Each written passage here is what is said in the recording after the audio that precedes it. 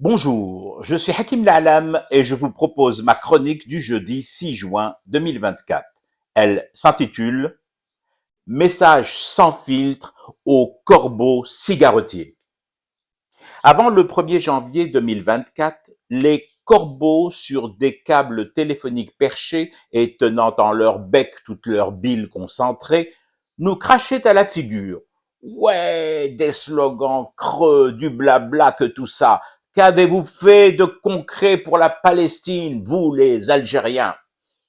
Nous aurions pu leur narrer le Sinaï et nos enfants morts pour la cause. Nous aurions pu leur narrer l'épopée Boudia.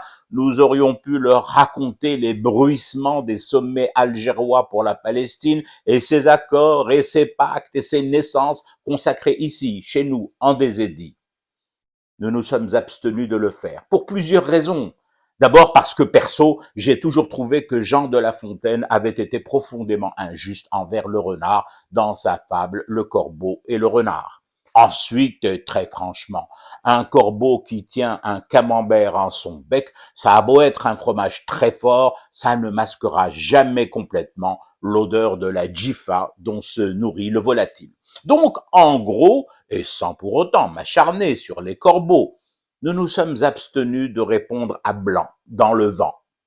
La réponse des Édiennes est venue plutôt à partir du 1er janvier 2024, lorsque nous avons fait officiellement notre entrée au Conseil de sécurité de l'ONU en tant que membre non permanent.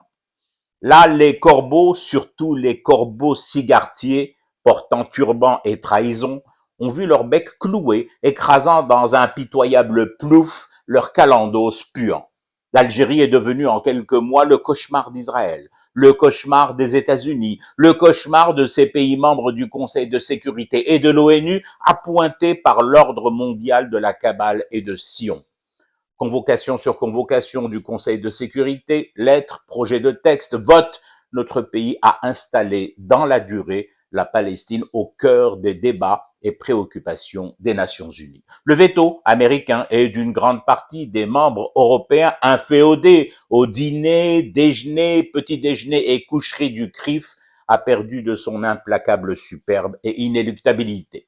Oh, l'Algérie n'a pas fait sortir les soldats sionistes de Gaza et de Rafah et de toute la Palestine occupée, mais depuis le 1er janvier 2024, Tel Aviv ne peut plus considérer, comme elle le faisait avant, le Conseil de sécurité comme sa chambre à coucher et à accoucher de silence complice ou de douces et inoffensives réprimandes. Si l'on ajoute à tout cela, au boulot de notre diplomatie, les actions menées conjointement avec l'Afrique du Sud auprès des tribunaux de la Haye, eh bien la voilà, très succinctement résumé, l'action algérienne pour la Palestine sur le terrain.